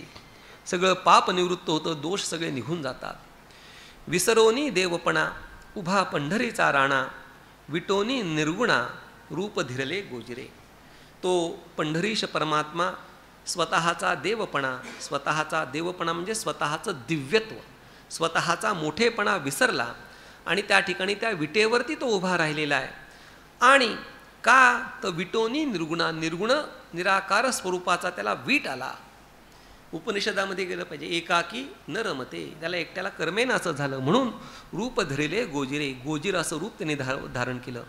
पोट सेविता न धाये भूक भुकेलीच राहे, तुका म्हणे पाहे कोण वासमुक्तीची. आणि त्या पंढरीचं सुख असं आहे की कितीही त्या सुखाचं सेवन केलं तरी सुद्धा त्या सुखाचं अजून सेवन करावंसंच वाटतं, पोट भरत नाही, भूक भुकेलीच राहते. म्हणून मुक्तीचा घास गोड असला, मुक्ती जरी सर्वश्रेष्ठ असली तरी मुक्तीच्या पेक्षा सुद्धा मुक्तीमध्ये सुखरूपता आहे आणि भक्तीमध्ये सुखव्यवहार आहे. त्यामुळे हा भक्तीचा व्यवहार मला आवडतो असं या ठिकाणी जगद्गुरु तुकोबाराय सांगतात. पुढे विचार फार महत्त्वाचा आहे. अनेक ठिकाणी या अभंगाचा उपयोग केला गेलेला आहे. शूद्रवंशी जन्मलो म्हणून दंभे मुकलिलो, अरे तूच माझा आता माय बाप पंढरीनाथा, घोकाया अक्षर मज नाही अधिकार, सर्व भावे दीन तुका म्हणे यातीहीन. शूद्रवंशी जन्मलो ह्याचा बराच विचार आहे. चांगला विचार आहे, वाईट विचार आहे, वाद आहेत, विवाद आहेत, त्याच्यामध्ये आपल्याला आता जायचं नाही आहे. फक्त सगळ्यात शेवटचा महत्त्वाचा व्हावे, तुका म्हणे यातीहीन. मी यातीहीन आहे. शूद्रवंशी जन्मलो असंही म्हणायचं आणि पुन्हा यातीहीन म्हणायचं काय? तर त्या ठिकाणी जाती व्यक्ती पडले बिंदुले, म्हणजे जाती आणि व्यक्ती या सगळ्यांचा माझ्या दृष्टीने बाध झालेला आहे, हे महत्त्वाचं आहे. म्हणजे बाकीचं चरित्रदृष्टीने वगैरे वगैरे विचार करण्यासारखं आहे, पण ह्याच्यातलं तात्पर्य काय आहे की जाती व्यक्ती पडले बिंदुले, पायरेसी होऊ दंग गाऊनी अभंग. चोखा महाराज सांग तुका काय, तिथे पण जातीहीन शब्द आलेला आहे. तर जातीहीन म्हणजे काय, मी माझ्या जातीला आणि व्यक्तीला आता बिंदूला पडलेलं आहे, ते नाहीसं झालंय असं सांगण्यामध्ये जगद्गुरु तुकोबारायांचा भाव आहे. पुढे जाऊन तुकोबाराय सांगतात, वेडे वाकडे गाईन परी मी तुझाच म्हणविन, मी कसंही गायलो तरी मी तुझा आहे. पाहे पा ध्वजेचे चुरगुट राया जतन करिता कष्ट, तैसा मी एक पतित. पुढे काय, परी तुझा मुद्रांकित, मी तुझा हे महत्त्वाचं आहे. एक गुरुवर्य महाराजांची गोष्ट आपल्याला सांगतो. आमच्या भाऊसाहेबांची गोष्ट आहे. तर त्यांच्या गावामध्ये 2 भारत होते. तर दोघंही समोर आले. तर दोघंही समोर आल्यानंतर एकाने विचारलं, हे 2 भारत आहेत, कोणता चांगला आहे? तर गुरुवर्य महाराज म्हणाले की त्या ट्रकच्या मागे एक वाक्य लिहिलं असतं, मेरा भारत महान. तर त्याचा अर्थ म्हणले मेरा आणि भारत, मेरा अधिक मेरा आणि महान एका कंसात लिहायचा आणि भारत एका कंसात लिहायचा. हा म्हणले हा मेरा भारत आहे आणि हा म्हणले हा महान भारत आहे. त्याच्यामध्ये मी तुझा हे महत्त्वाचं आहे. त्याच्यामुळे मी कसाही असलो तरी मी तुझा आहे. मज तारी दीनानाथा ब्रीद साच करी आता. तुझं ब्रीद काय की सज्जनांचं कल्याण करणं, तुझ्याकडे जे येतात त्यांचं कल्याण करणं हे तुझं ब्रीद आहे. तू दीनानाथ आहेस, म्हणजे दीनांचा अनाथांचा तू नाथ आहेस. असं असल्यामुळे तू माझं कल्याण केलं पाहिजेत. केल्या अपराधांच्या राशी म्हणून आलो तुझपाशी. मी काही फार चांगला आहे, उत्तम आहे असं नाही, माझ्या ठिकाणी अपराधांच्या राशी आहेत म्हणून तर मी तुझ्याकडे आलो. तुका म्हणे मज तारी सोडी ब्रीद नाही तरी, तुम्हाला तार नाहीतर तुझं ब्रीद वाक्य तू सोडून दे, असं भगवंताला जगद्गुरु तुकोबाराय सांगतात. एक मिनिट, अभंग किती आहेत बघतो. ठीक,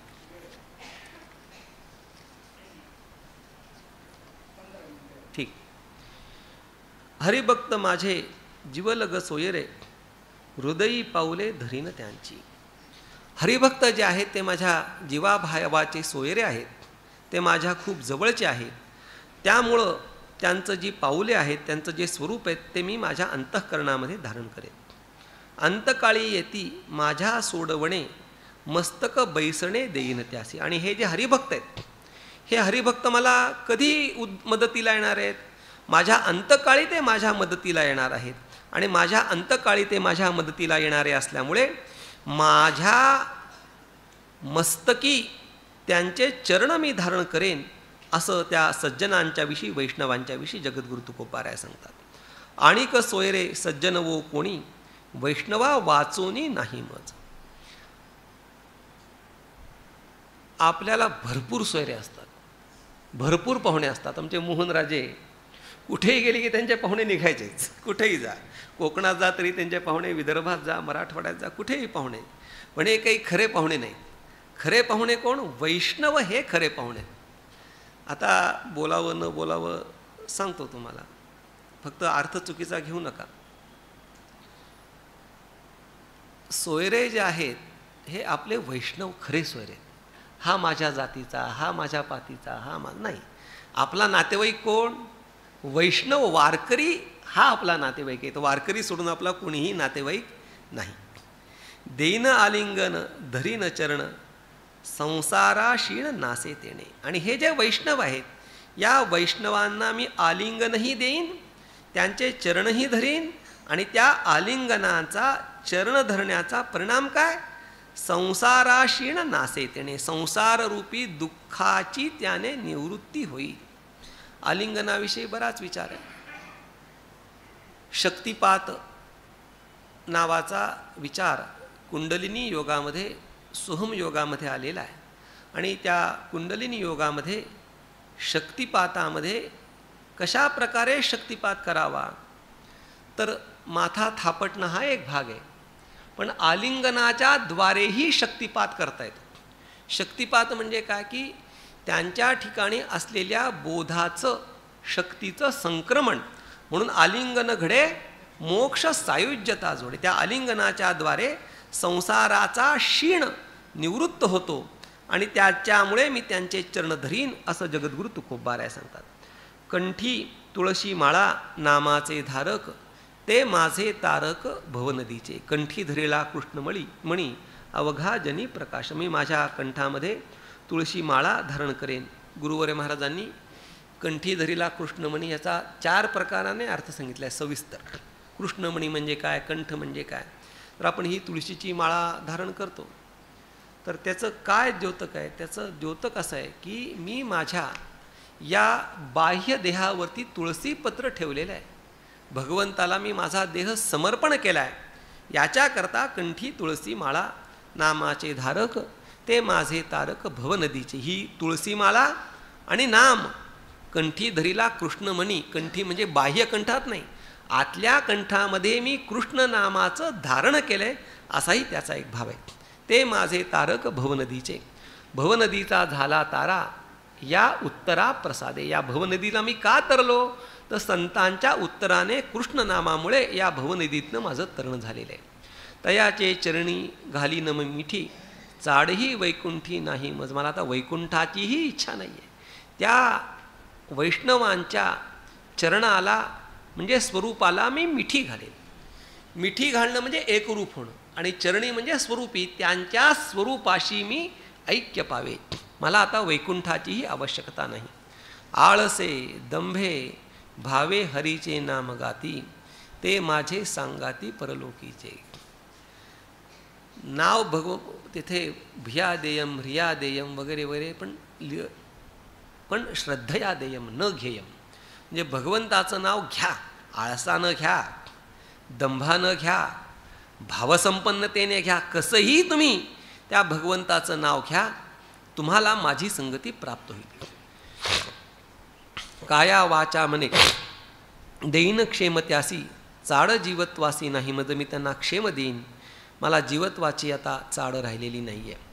हरीचे नाम मज म्हणविती कोण तया सुखी धणी धणीवरी. आता या भगवंताचे नाम घेण्याचं माझ्याकडनं तर कोणी घडवलं तर त्या सुखासारखं मला सुख नाही. तुका म्हणे तया उपकारे बांधलो म्हणून आलो शरण संता. या वैष्णवांच्या उपकाराने मी उपकृत झालो आहे, कारण की त्यांच्यामुळे मी माझ्या कंठामध्ये कृष्णमणी धारण केला, आणि त्या कृष्णमणी धारण करण्याचा परिणाम मी या भवनदीतून संसार सागरातून उत्तीर्ण झालो, या भवसागरामधनं मी निवृत्त झालो.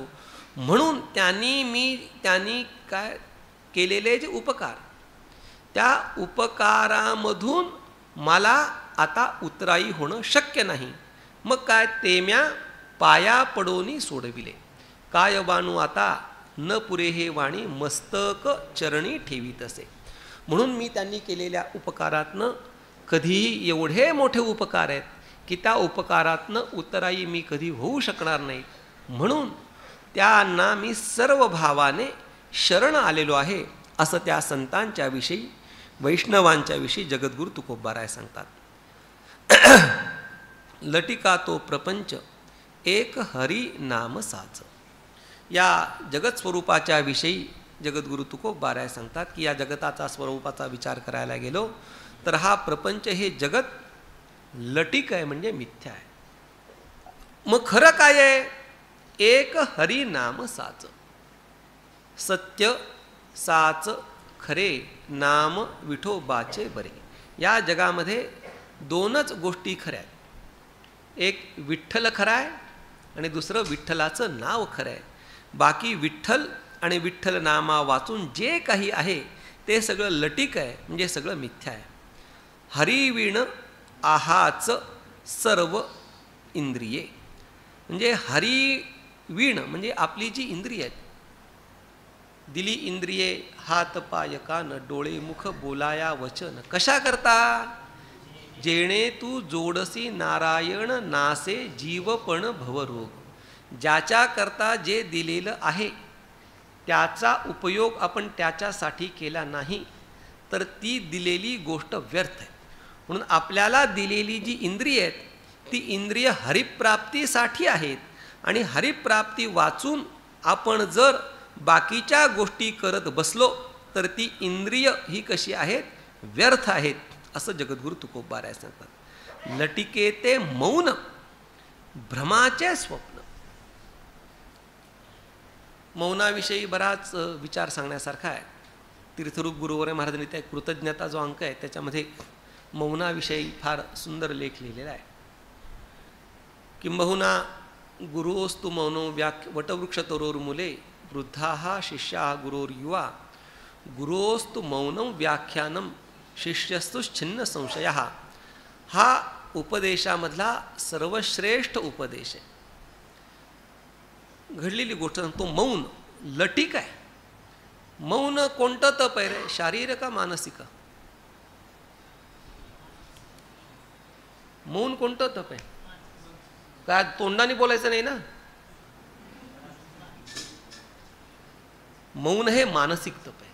त्याचं कारण सांगतो की आपल्या अंतःकरणामधली सगळी चलबिचल संपल्यामुळे, अंतःकरण स्थिर झाल्यामुळे त्या अंतःकरणाच्या स्थिरतेचा अगतिकतेने झालेला बाह्य परिणाम म्हणजे मौन आहे.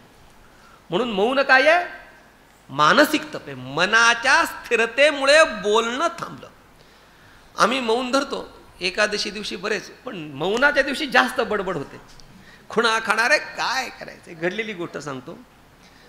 ब्रह्मलीन जोग महाराजांचा बहुतेक जन्मशताब्दीचा सप्ताह या ठिकाणी ब्रह्मलीन दांडेकर मामांनी केला होता. आणि ज्या वेळेला ब्रह्मलीन जोग महाराजांच्या त्या सप्ताहामध्ये बराच मोठा कार्यक्रम, आणि अचानक मामासाहेबांनी, ब्रह्मलीन मामासाहेबांनी गुरुवर्य महाराजांना बोलवून पाठवलं की प्रवचनाला या. आणि गुरुवर्य महाराज त्यावेळेला वृत्ती प्रभाकरचं लेखन करत होते. आणि लेखन आता आमचं पाठाचं पण तशीच वाट लागते. काय वाट लागते? कीर्तन प्रवचनाला जावं लागतं, बाहेर जावं लागतं, पाठ सुट्टी, कोणीतरी बोलायला तर पाठाला सुट्टी. मग हे काम घडण्याकरता गुरुवर्य महाराजांनी मौनव्रताचा स्वीकार केला होता. आणि सप्ताह झाला, पण गुरुवर्य महाराजांना अचानक बोलावलं. त्यावेळेस मामासाहेब गुरुवर्य महाराजांना म्हणाले की तुमचं मौन चालू आहे म्हणून मी काही तुम्हाला प्रवचनाच्या सेवेला बोललो नाही, पण मला नंतर असं कळलं की तुम्ही प्रवचनात बोलता. तेव्हा गुरुवर्य महाराजांनी सांगितलं की प्रवचनात मी जे बोललो ते माझं खरं मौन आहे, आणि इतर वेळेला जे मी बोलत नाही ते माझं मौनाचं नाटक आहे. म्हणून मौन लटिके म्हणजे काय? नुसतं बोलायचं नाही, ते भ्रमाचे स्वप्न. हरिवीण ध्यान नश्वर आहे. ध्यान करताना फक्त हरीचंच ध्यान केलं पाहिजे. हरिवीण इतर ध्यान हे काहीही कामाचं नाही. त्याचं थोडक्यात तात्पर्य असं आहे की देवतांचं ध्यान करत असताना हेंदरी शेंदरी दैवते कोण पूजिती भूते खेते. म्हणून देवतांचं ध्यान करताना वैदिक देवतांचं ध्यान केलं पाहिजे. इतर देवतांचं ध्यान काही कामाचं नाही. लटिकिया विपत्ती हरिवीण करीती हरी नाही चित्ती तो शव जाणा. हरी वाचून हरीच्या ज्ञाना विचून सर्व विद्या या विद्या नाही आहेत. आणि हरीचं ठिकाणी ज्याचं चित्त स्थिर नाही तो जिवंत असून तो मेलेला आहे असं तुम्ही समजा. तुका म्हणे हरी हे धरिसी निर्धारी तरी तू झडकरी जासी वैकुंठा. आणि जर तू मुखामध्ये भगवंताचं नाम धारण केलंस तर तू निश्चयाने त्या वैकुंठाला, म्हणजे वैकुंठ हा पुरुष हा प्राण हा, वैकुंठाला म्हणजे त्या भगवत स्वरूपाला तू प्राप्त होशील असं या ठिकाणी जगद्गुरु तुकोबाराय सांगतात. पुढे सांगतात सर्वस्वासी मुकावे तेणे हरीसी जिंकावे अर्थ प्राण जीव देहत्याग. भगवत प्राप्तीकरता सर्वस्व देण्याची माणसाची इच्छा असली पाहिजे. अगदी जीव गेला, प्राण गेला, पैसा गेला तरीसुद्धा कशाचीही चिंता न करता भगवत प्राप्ती व्हावी असा प्रयत्न मानवाने केला पाहिजे. मोह ममता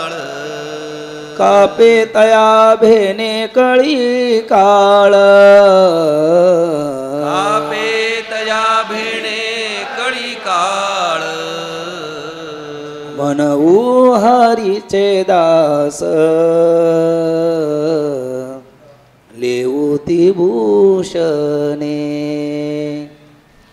म्हणू हरीचे दास लेऊती भूषणे हे म्हणू हरीचे दास लेऊती भूषणे म्हणू हरीचे दास लेऊती भूषणे आशा भयलाज आड नये चिंता ऐसी तया सत्ता समर्थाची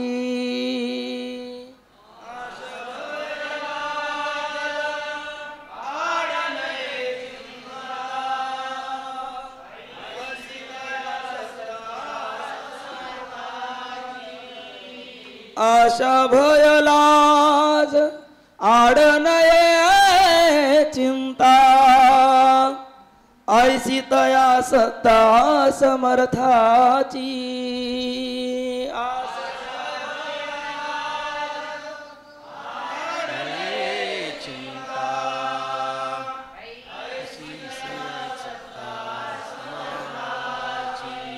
ऐसी तया सत्ता समर्थाची म्हणू हरीचे दास लेऊती भूषणे म्हणू हरीचे दास लेऊती भूषणे म्हणू हरीचे दास लेऊती भूषणे म्हणू हरीचे दास लेऊती भूषणे तुका म्हणे करू ऐशियाचा संग तुका म्हणे करू ऐशियाचा संग म्हणे करू ऐशियाचा संग तुका म्हणे करू ऐशियाचा संग जेने नव्हे भंग चिंतनाचा जेने नव्हे भंग चिंतनाचा जेणे नव्हे भंग चिंतनाचा जेणे नव्हे भंग चिंतनाचा जेने नव्हे भंग चिंतनाचा म्हणू हरीचे दास लेऊती भूषणे म्हणू हरीचे दास लेऊती भूषणे हे म्हणू हरीचे दास लेऊती भूषणे म्हणू हरीचे दास लेऊती भूषणे कापे तया भेने कळी काळ कापे तया भेणे कळी काळ कापे तया भेने कळी काळ कापे तया भेणे कळी काळ म्हणू हरीचे दास लेऊती भूषणे म्हणू हरीचे दास लेऊती भूषणे म्हणू हरीचे दास